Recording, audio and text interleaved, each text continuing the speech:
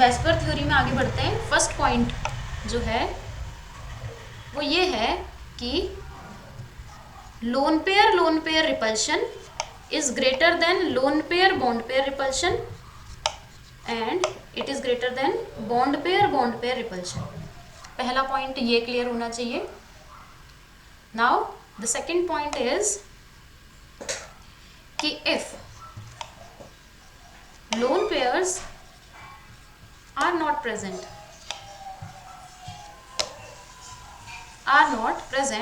then geometry is regular geometry का मतलब क्या है कि जो बॉन्ड एंगल हम याद रखेंगे वही बॉन्ड एंगल सब में यूज होगा। आपको सिंपल क्या करना है, टोटल वैलेंस इलेक्ट्रॉन निकालने हैं बस। Okay, third is if lone pairs are present then shape and geometry will be different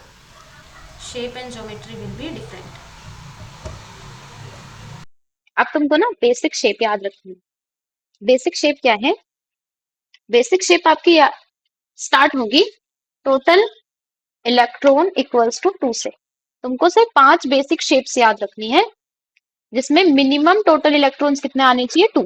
for example मेरे पास है BeCl2। इसमें बेरिलियम के ऊपर ना कोई लोन पेयर नहीं होते। ये हम केस नंबर 1 देख रहे हैं जब कोई लोन पेयर प्रेजेंट नहीं होता।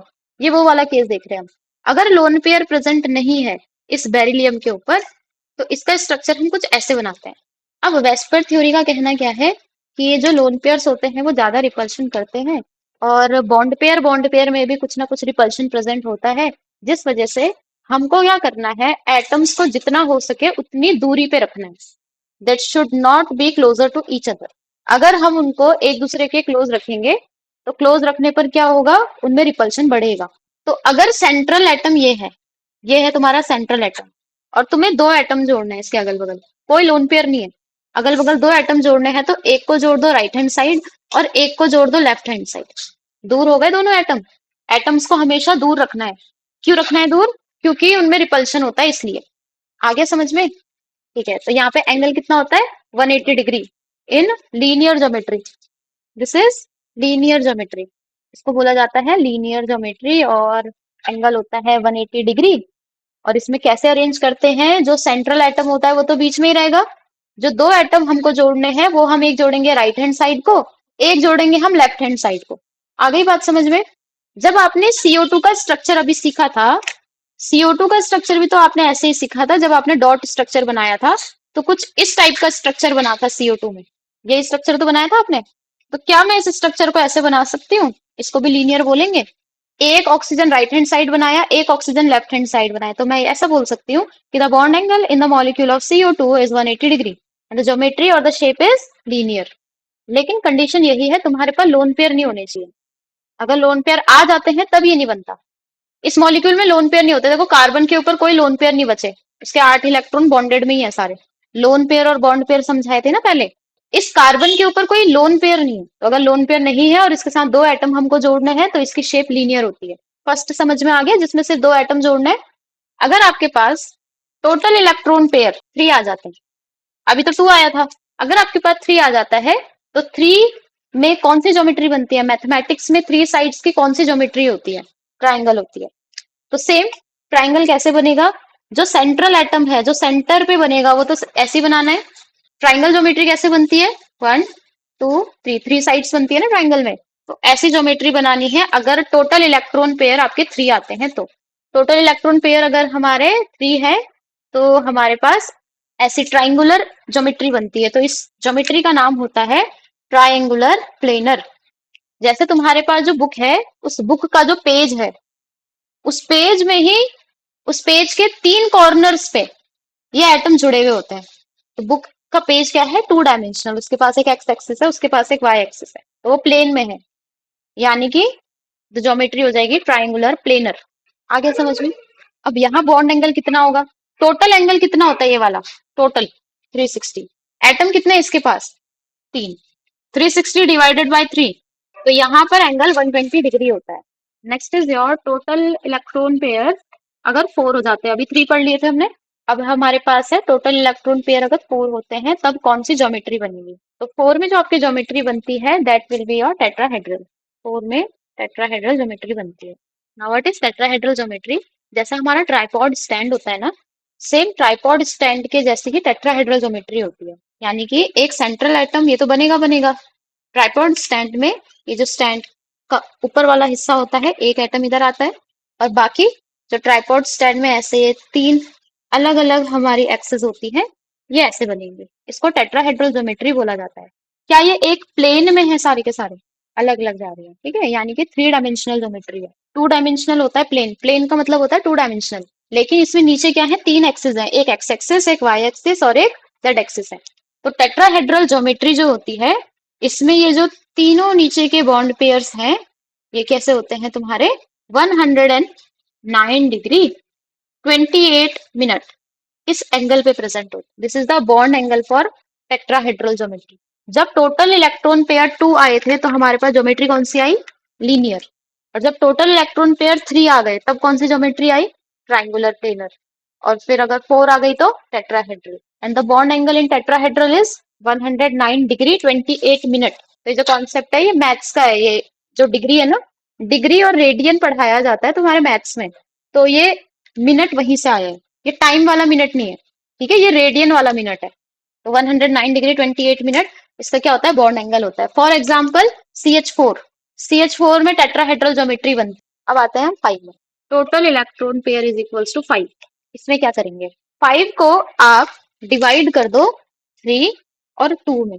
3 और 2 में डिवाइड कर दो 5 को। 3 + 2 इज इक्वल्स टू 5 होता है ना। 2 में कौन सी ज्योमेट्री थी? लीनियर। लीनियर मतलब स्ट्रेट लाइन, तो वो स्ट्रेट लाइन में ना ऐसे बन गई लीनियर ज्योमेट्री। 2 वाली ज्योमेट्री मैंने बना दी। अब 3 में कौन सी ज्योमेट्री बनाई थी? ट्राइंगुलर, मतलब ट्राइंगल बनाना है, तो वो ट्राइंगुलर ज्योमेट्री मैंने ऐसे बना दी। ये वाली ज्योमेट्री है ट्राइंगल वाली, और ये ऊपर और नीचे वाली है तुम्हारी कौन सी ज्योमेट्री? Linear geometry.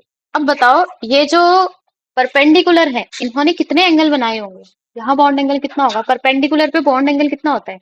मैं सिर्फ 2 वाले की बात कर रही हूँ। जो ऊपर वाला ये बॉन्ड है, ऊपर सिर्फ ऊपर वाला बॉन्ड, दोनों नहीं इंक्लूड कर रही हूँ मैं, सिर्फ ऊपर वाले बॉन्ड में एंगल कितना होगा? 90 डिग्री, क्योंकि वो परपेंडिकुलर है ना। नीचे वाले में कितना होगा? 90। अब ट्राइंगल में एंगल कितना पड़ा था? 120। तो ये जो तीनों ट्राइंगल है यहाँ पर एंगल कितना होता है? 120 डिग्री। जिन बॉन्ड पेयर में बॉन्ड एंगल 90 डिग्री होता है उन बॉन्ड को एक्सियल बॉन्ड बोला जाता है। This is called axial bond. और जिन बॉन्ड में 120 डिग्री का एंगल होता है that will be your equatorial bond. Equatorial bond. तो दो तरीके के बॉन्ड प्रेजेंट होते हैं हमारे 5 वाली ज्योमेट्री में। अगर टोटल इलेक्ट्रॉन पेयर 5 है तो यहाँ पर दो तरीके के बॉन्ड प्रेजेंट होते हैं। First is your axial bond, second is your equatorial bond.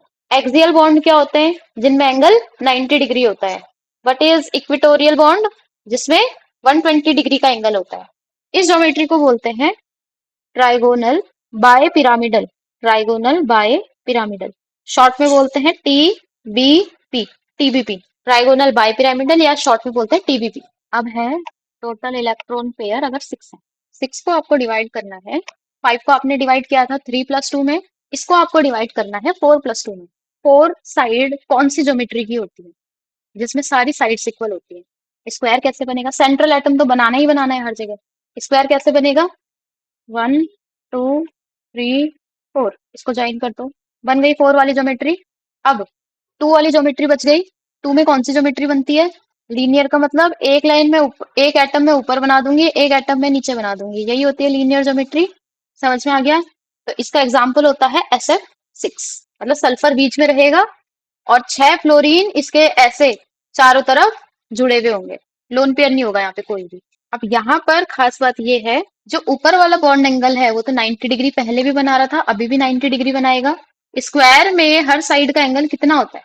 90 degree. तो यहाँ पे सारे एंगल 90 डिग्री होते हैं। अलग एंगल सिर्फ आपने TBP में याद करे, 120 और 90 दो पढ़े आपने वहां पे। यहाँ पे सारे ही 90 होते हैं। और ऑक्टाहेड्रल शेप बोला जाता है, इसका नाम है ऑक्टाहेड्रल शेप। ऑक्टाहेड्रल। अब तुम्हें क्या करना है, अपनी कॉपी में कॉलम बनाने हैं। सबसे पहला कॉलम बनाना है टोटल इलेक्ट्रॉन का, उसके बाद कॉलम बनाना है ज्योमेट्री का, नेक्स्ट कॉलम बनाना है तुमको एंगल का, और लास्ट कॉलम बनाना है तुम्हें एग्जाम्पल का। सबसे पहले मैं इसको फिल करके दे रही हूँ, सिर्फ पहला वाला। अगर टोटल इलेक्ट्रॉन पेयर 2 होते हैं तो ज्योमेट्री लीनियर बनती है। और वो ज्योमेट्री लीनियर बनती कैसे है? ऐसे बनती है। एंगल कितना होता है? 180 डिग्री। एग्जाम्पल क्या होता है? CO2। ऐसे जितने भी आपने पढ़े हैं वो सारे ऐसे ही चार्ट में बनाने। क्या तुम्हें ये वाला फॉर्मूला याद है? इसी से वो नंबर आता है जो नंबर तुमने अभी सीखा। तुमने सीखा ना, 2 में ऐसा बनाना है, 3 में ऐसा बनाना है, 4 में ऐसा बनाना है, 5 में ऐसा, 6 में ऐसा। ये नंबर उसी से आता है, इस फॉर्मूले से आता है नंबर। तो ये है टोटल इलेक्ट्रॉन पेयर निकालने का फॉर्मूला। बाकी इस फॉर्मूले में वैल्यूज पुट कैसे करनी है वो मैंने तुमको बता रखा है। ओके, NH3 का आंसर निकाल के दिखाओ। सिर्फ नंबर निकालना है। हाँ, नंबर निकालना आ गया। ज्योमेट्री क्या होगी इसकी?